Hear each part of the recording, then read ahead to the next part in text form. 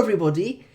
Today we'll be playing Blue-White Thirst Skura control against Blue-Black Twin in Pioneer. But before we get into the matches, I would like to show you the deck I was playing. So, to be clear, 100% clear, this is the deck I'll be registering for Grand Prix Brussels. Okay, this is the deck I'll be playing that weekend. I've had great results with it. This is the deck. Now, I thought, for fun, or just experimentally, I changed Sabotages to Void Shatter and one Settle to one Elspeth. Okay, so yeah, so these are the changes, right? Experimentally.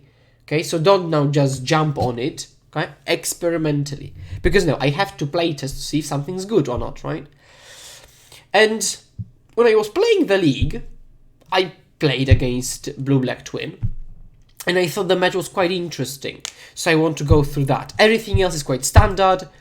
Enchantments, Wandovin's Veto, Counter Magic, Thirst for Meanings, aka Brainstorm, to Teferi, Mass Removal, Enchantment Removal, Planeswalkers, exactly the same sideboard with 3 disputes. So yeah, that's the deck. And let's get into the match, shall we? And we're playing game 1. Now, I would like to say, so as you know, I 5-0'd 2 leagues in a row, a few days ago. And now, recently, I 4-1'd 2 leagues in a row, which I'm very happy about. And I've played against Twin a few times. And, literally last league, I beat it twice, and there's a lot of that online. And I think I've got a good grasp on the matchup. And so let's take a look at the opening hand. It has 2 lands and a Preordain, so you cannot miss. You've got Brainstorm to do whatever you wish, right? But basically, this hand tells me if they're playing creatures, I'm covered. If they're not playing creatures, I'm covered. Because especially is that these and this pitches to this, so that's the sneakest keeper ever, right? Yeah. Obviously, if I were to have Omen discarded, no spoilers, or countered, that would be sad. But Farmland go. Now they play Swamp Thoughtseize. They take the Omen, so yeah. Yep. Draw step. Hallowed Fountain. So you could play Hallowed Fountain tapped.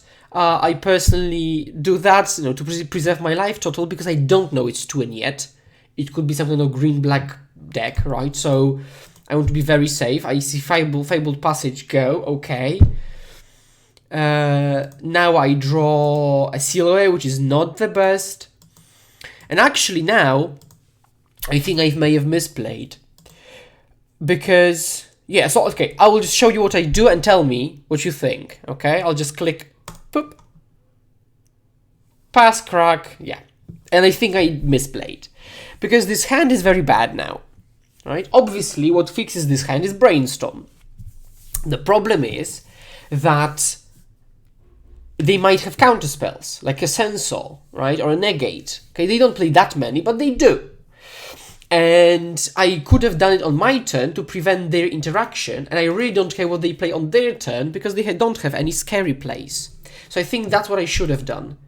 Brainstormed on my turn. Okay, now they pass, and I have to cast it because I have no interaction and no land drops, so I have to fire it off. Right, no playing around anything because I just cannot. That's why I think I misplayed there. Again, I'm still learning the deck. Very difficult. Fortunately, it resolved. Unfortunately, it was rubbish. Okay, what you're discarding? I'm discarding a Silhouette because it's 1 card discard. So sure. Now I see this. Okay, again, whenever you top, that's so much better than opt. What you do? You play Plains and go. You don't want to expose Arden Vale at any point if you don't need to. So I don't. Now my opponent decides to opt main phase, potentially missing land drops. Okay, now they pass. Now end step I can Thirst or Omen, right? So what would you do? Okay, so what I am going to do is think one turn ahead, and also, and specifically in terms of efficiency. If I thirst now for 3 mana, on the following turn I've got 5 mana, so I can do Omen Crack, which is 5. If I do Omen now, the following turn I can only do either Thirst or Crack, which means I do 3, I've got to do 1 effect fewer, right? And so I would like to do, it would be mana efficient, but the following turn, okay? I thirst for meaning, I thirsted for meaning, or thirst for meaning. Discarded Silhouette, obviously. Okay, now I've got a piece of interaction. Now it's great, so I play Castle, because, again, potentially I might want to activate it at least once or twice. We'll keep passing the turn. Now, do I like my hand? Yeah, I do. And I decide to create a token because of the fact that I really like my hand. I think Omen Pop would have been a bit better, but I also understand the logic of I think Omen Pop would have been a bit better, but I opt to create a token. Potentially, I think what I was thinking is I want to create a token, then create a token, and then keep playing the game as I want. I think Omen Pop would have been a bit better. Now they push and they dig. Whoa, what they do? They push and they dig. I don't have a problem with that. I play land, I pass. Now they play Thought Erasure. And what do you do now? You 100% let it resolve. Like, I don't want to, like, I've got so much cards I can find. Let them go crazy. Now, okay, Liliana, the Last Hope. I hadn't seen any card which would tell me that they are twin. So at this point, I think that they could be just blue-black control, actually. You know, removal, that, Thoughtseize, Thought Erasure, Liliana. But which doesn't change the fact that I don't want a Liliana on the board. So Omen of the Sea in response. I see Seal Away, Supreme Verdict. Okay, I want neither. Void Shatter. Or a Sabotage, right? Yeah, let's counter that. I don't want to have to deal with her. Untap. I draw an island. Okay, that's rubbish. Now I pass.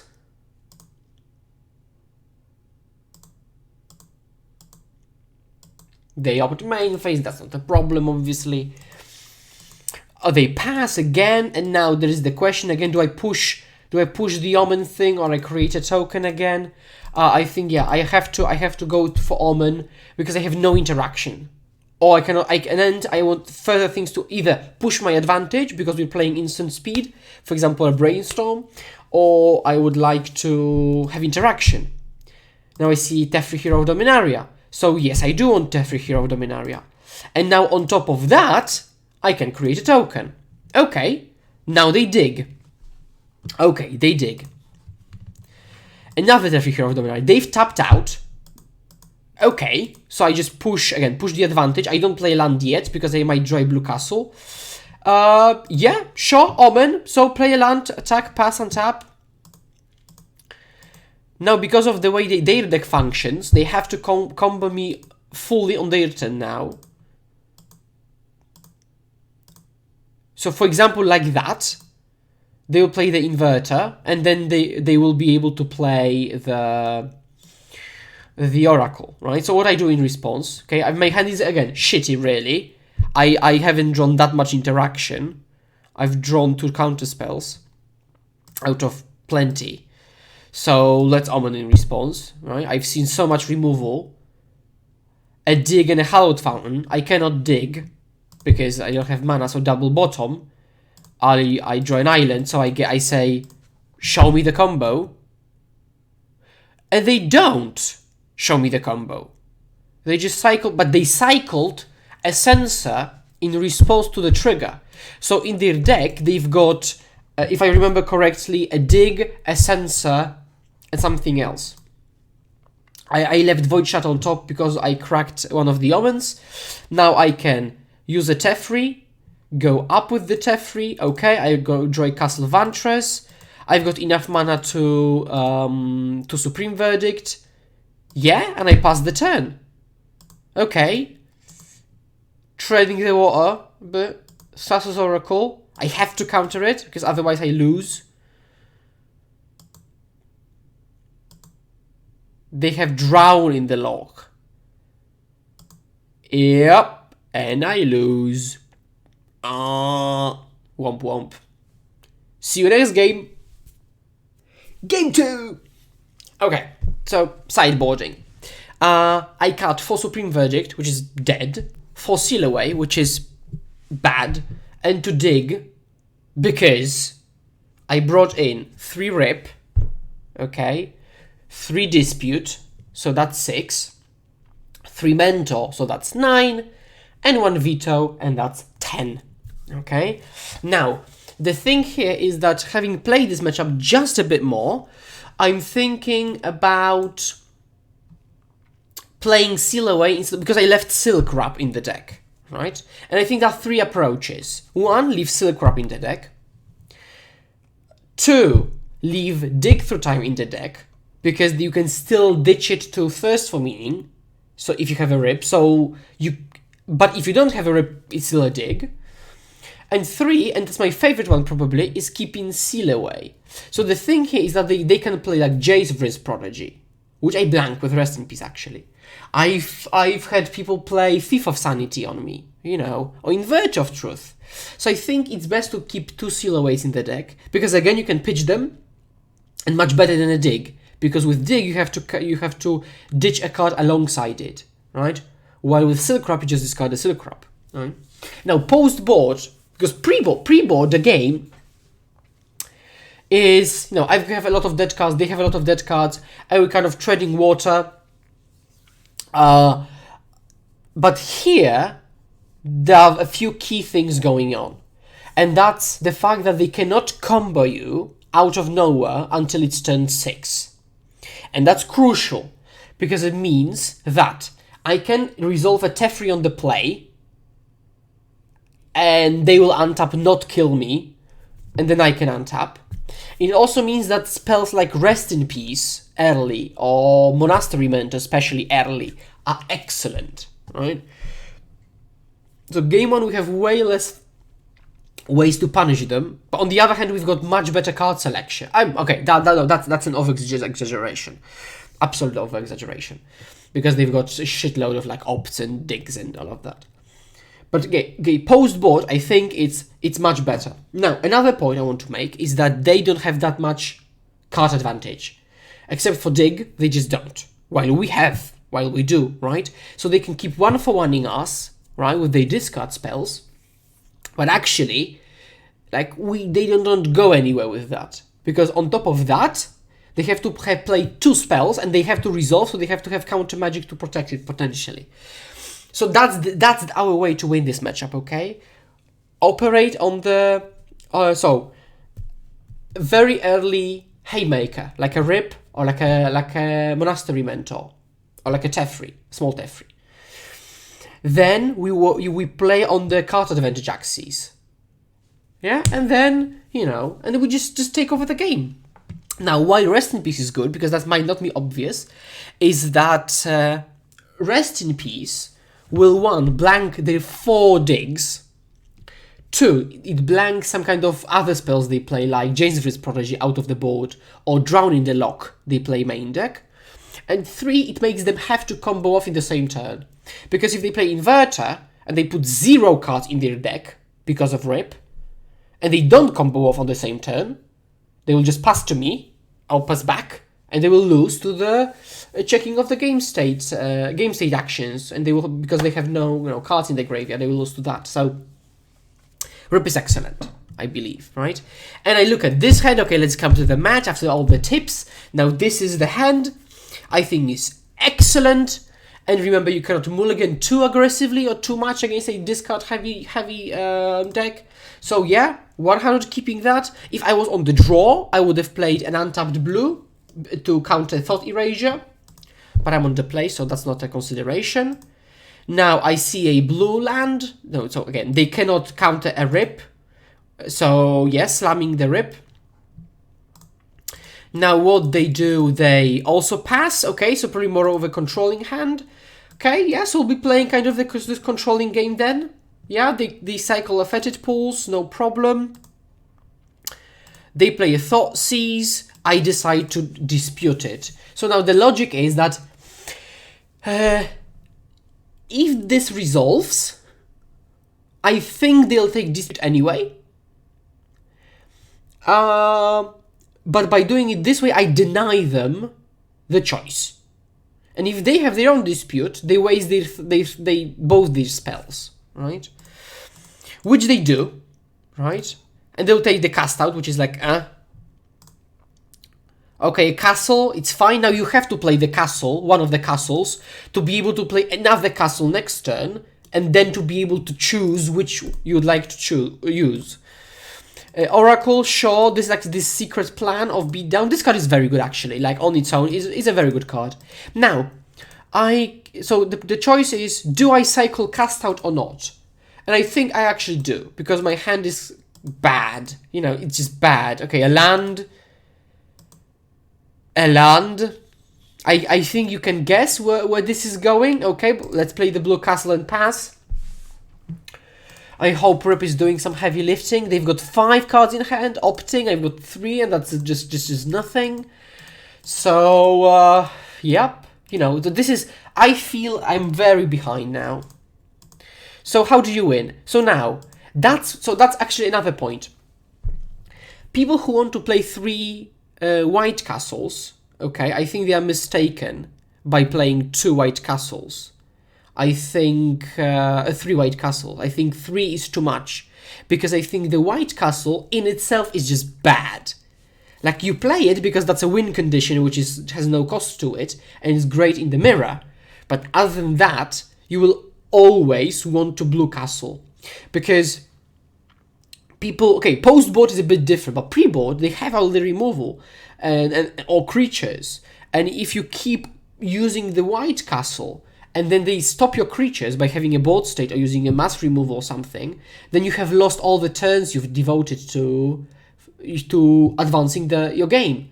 However, if you keep Castle Van Tressing, you actually gain the advantage, right? So I think very rarely will you prefer to use the white castle over the blue one. So I see Thirst for meaning. So yeah, Brainstorm, sign me up. Play Glacial Fortress and pass. And you know, I just hope that they maybe tap out and I will be able to resolve it. Thought Erasure, so I just Thirst in response. Okay, I ditch 2 lands because I've got enough lands, and I shatter it because I think that, again, they will take the best counter spell, that one, I think, because I know that's the best card in my hand, right? And I'm not going to play now, oh, maybe they choose bad. That's not the approach. And by doing it, I deny them info and deny them the surveil. So I think that's valuable. They decide to hardcast Dispute. Sure. So they can choose. They choose my Thirst. So I still have got nothing. Omen. Oh, this card is nuts. This card is just nuts. Nutso. Woo. It's nuts. Okay. Double land. No, thank you. Cast out. Sure. Now they play a Thought Erasure, vomit. Yeah, resolves. God, it's like, okay, it's been only 3 removal spells, but on top of 2 counter magic spells, so they're really pushing it. But this is the thing, it's exactly my point, which I've already made. They're not pushing their advantage. They're just making sure I don't push mine, which is fine, but I think we are advantaged, because they have 3 cards in hand. To win, they need another land, and 2 combo pieces. So exactly these 3 cards. So the thing is that they cannot push their advantage that much, right? Yeah. Okay, obvious. So end step, my plan as I'm looking at the board state is to pop the Omen, cycle cast out. Elspeth, Sun's Nemesis. She's bad in this spot. Okay, a counter magic piece. Counter magic. I'm happy because again, they cannot really, don't have any advantage, and what they do have is 5 mana, right? So they would have to have a land to combo pieces and go through my 2 counter magic pieces, right? So that's why you have this. What you have to think about when playing this matchup. Now you can Vantress or Ardenvale now. So what I opt to do is to use Ardenvale. Now why? Because my hand is excellent. Now, my hand is excellent. So whatever I draw, I'm probably fine with. Is lands sure if it spells sure. And they're pressuring me, kind of. But I know that if we keep playing this game, and I always have 2 mana up if I need to main phase. If I don't, I play a castle. I use the castle. I will just outrace them. So this play says to them, adjust to me. Otherwise, you're dead. Okay? So I make a token. Draw a Teferi. Do you play the Teferi? That's another question. My answer is, oh, don't. You could. But I'd rather not. I really want to keep up 2 pieces of interaction. But the fact that they have 5 lands...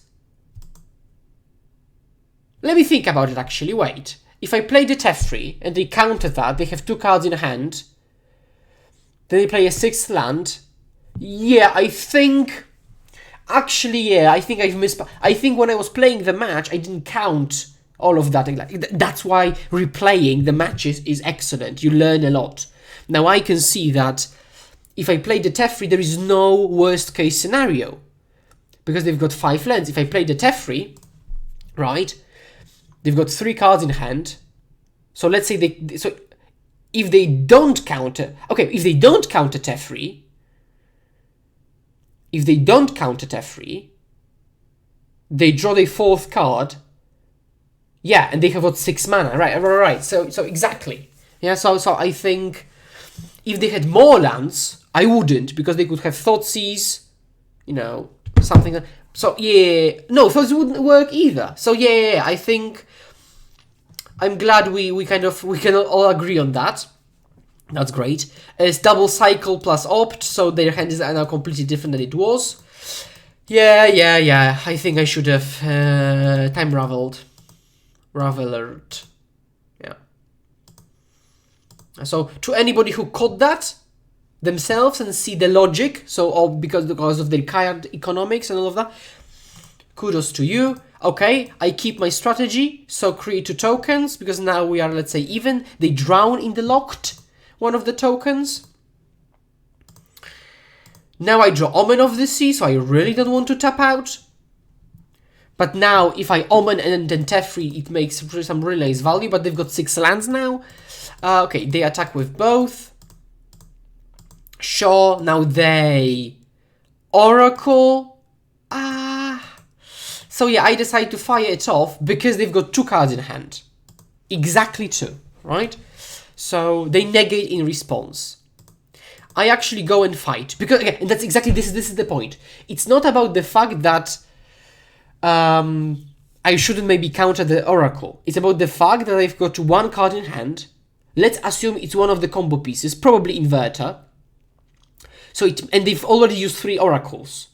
So it's very, very unlikely that they combo me, right? And it does, and I can still just do my things. No, and they would have scried 6. So that's okay. Gavin's veto. That's awesome.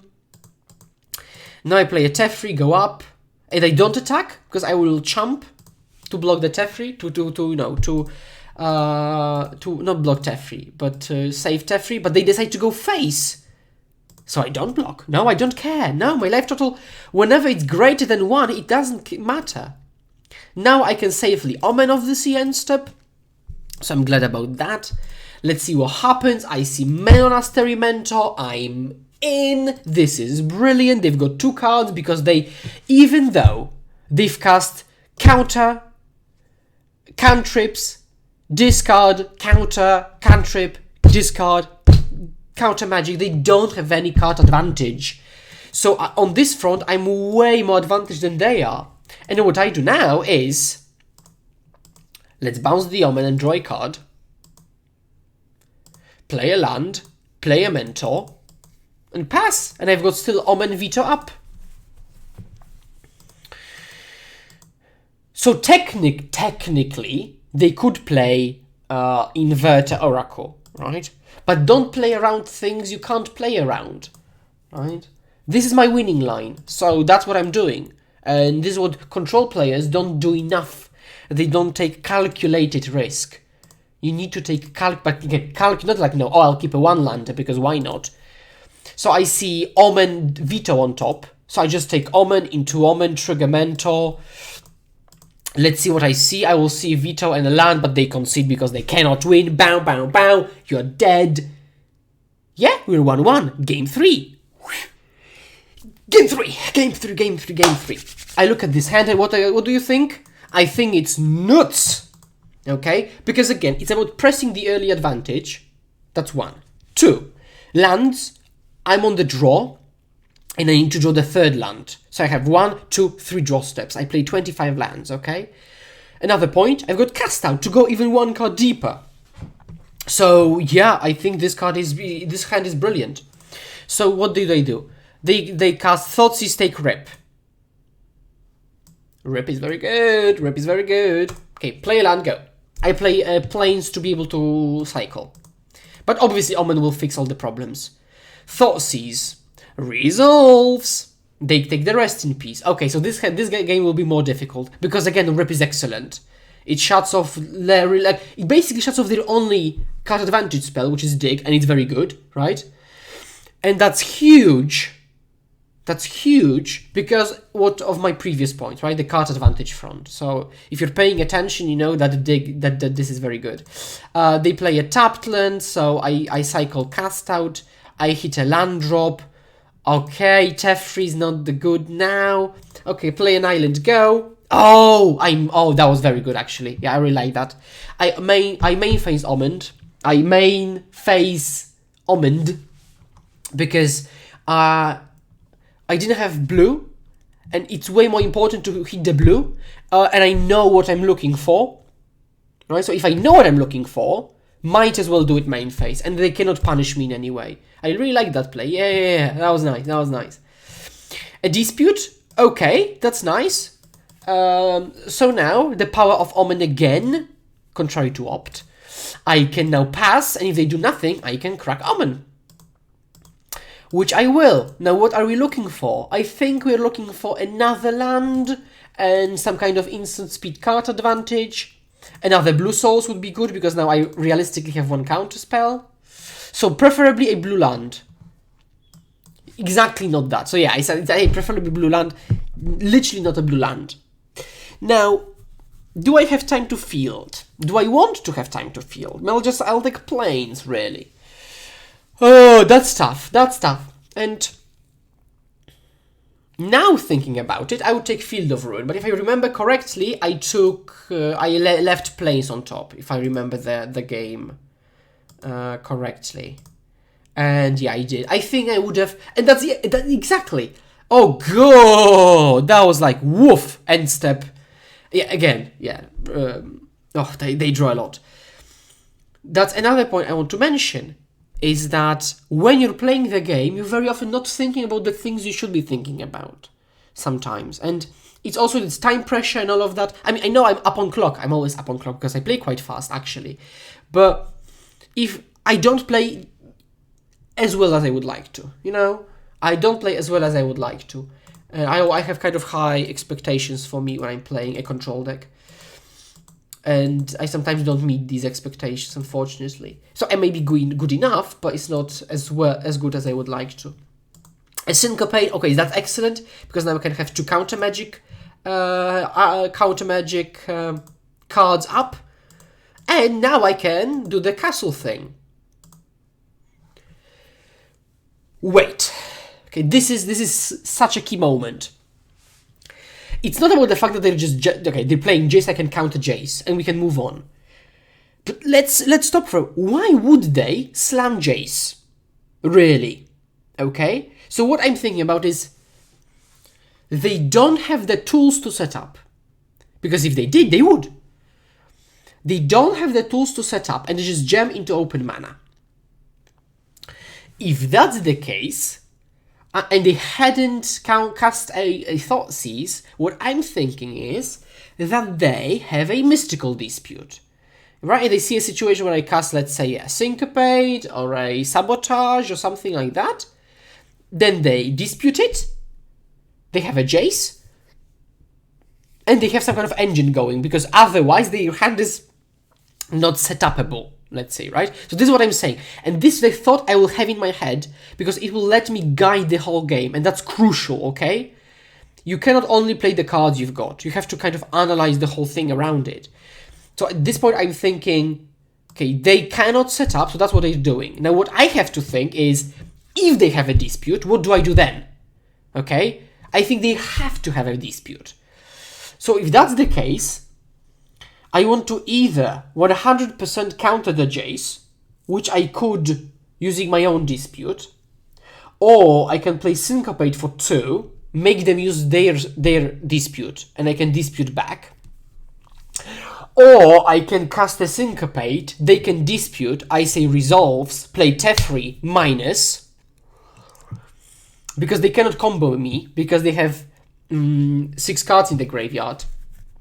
So really a lot of things going on right now. Really a lot of things. So the play I'm going to make is, as you can see, I'm tapping, untapping. I myself don't know what to do. I'm casting a Syncopate for 2. So the logic is that I think that they disputed this, I dispute this, hope to draw a land, slam Teferi, hold Void Shatter up. But they don't have a dispute. And now it screams desperation. I think I sense the weakness. So even though they'd cast 2 Thoughtseizes, 4 cantrips, I sense that their hand hasn't come together. So what could be going on? They could have like a few inverters maybe, right? Or a few Jaces, or some, yeah, probably something like that. So okay, so they would have disputed. That's my read. They would have disputed. But if they still have a dispute for some reason, I can dispute back and I can still slam Teferi. Now, if I hadn't drawn the land, I would have probably still slammed the Teferi. Because my read is they don't have the dispute. Because their hand is rubbish. Because if their hand is rubbish, but they have the dispute, they will force the Jace because they have to keep going. They cannot just say, sure, and I will just do nothing with my rubbish hand and just counter your spell. Especially as they are not sure that I have a spell to play of my own. So I'm doing exactly... Oh, that was it very confusing? I hope it wasn't that confusing. I hope that was kind of clear what I was trying to say. I drew a Teferi, which is great, because this Teferi gives me 2 mana every turn. Yeah, let me know in the comments if that was in any way clear. Another Jace. Okay, so my previous read was correct. They have multiple Jaces. Oh. And to be clear, to everybody who's watching that on YouTube, I played this game like, I think yesterday, probably, but I don't remember the games and these small moments, and I didn't rewatch the whole game, okay? So I'm really like doing the thought process right now with you, okay? It's not like I'm pre-prepared, and I remember that, and I remember that they played another Jace, okay? So, I mean, yeah, so to add to my credibility, let's say, I'm really just doing it with you right now. Okay, Mystical Dispute, but I think that's actually better if I do it with you rather than rewatch, because then obviously I will know everything. They drown in response. Okay, sure, I can't do anything, so obviously sure, they use it, no problem. Hallowed Fountain, so I think the play here is play a Teferi so that they cannot use a counter spell, minus here, yeah, or, which is kind of scary, you could plus him still and just have this face-off of which planeswalker is better. I think the safest option is to tuck the Jace, because then they have to play another piece of interaction. Okay, so I do the first thing. So I do this, I see what I draw. I do that because I've got one piece of interaction and see what they do. Theta's Oracle, sure. They look at top 2. So they had the draw step and that, so they have drawn the Jace. Okay, so now they've got one card in hand, which is the Jace. Okay. First thing, so, okay, obviously I think you should Silk Wrap this, but you do things which you have no control over first, so you plus the Teferi, right? Because that's something you don't have control over. So, I mean, the cards you draw, right? And that can change your decision. It doesn't. So just Silk Wrap, because I will still untap the lands. I've got 2, and this is again the same point I made, right? So they have got 4, 5, 6, 7, 8, 4, 5, 6, 7, 8. They've got the same number of lands on both sides. They've cantripped a bunch, but you know, they don't have the advantage. They just have a card a turn. Okay, so now I shatter. Okay, the last card in hand is... They try to pay some cost. Yes, you can see here. They try to pay some cost. What do they pay? What do they pay? A dig. Snap that Syncopate off. And they concede because they see that there is no way they go out from this position. Okay, let's see what would have happened. Okay, so I have draw step. Oh, I cannot simulate that, obviously, Magic Online. Thank you very much then. So we cannot see what would have happened. But basically, I would have drawn the card, plus this, potentially even played that to have some card draw and started clocking them. And again, even if I don't draw anything relevant, they have to have runner combo pieces if they want to combo me, and they will not win otherwise, right? And if they play draw inverter, right? Because if they play Jace, I can still tuck it. So they have to go specifically Oracle into Inverter or Inverter into Oracle in the next 2 turns specifically, right? So that's and I draw 2 cards a turn, really. If I want, I can draw 3. So that's the game. Thank you very much. If you have any questions about the matchup, let me know in the comments below. I'll be leaving for Brussels, but I will try to answer all your questions. I will be posting this video earlier than usually, okay? So maybe more people can watch it, I hope. And again, any comments about the matchup before Brussels or before your Grand Prix, before your challenges, before your FNMs, let me know in the comments. Please like, please comment, please share, please click that subscribe button. I really like to see how the channel grow, and it's been growing very nicely. I can see that you're enjoying the content. You've already watched over 400 hours of my content, so that's great. It keeps me going, it keeps me want to play more. So thank you very much for that. Remember to play your lands in front. Cheers!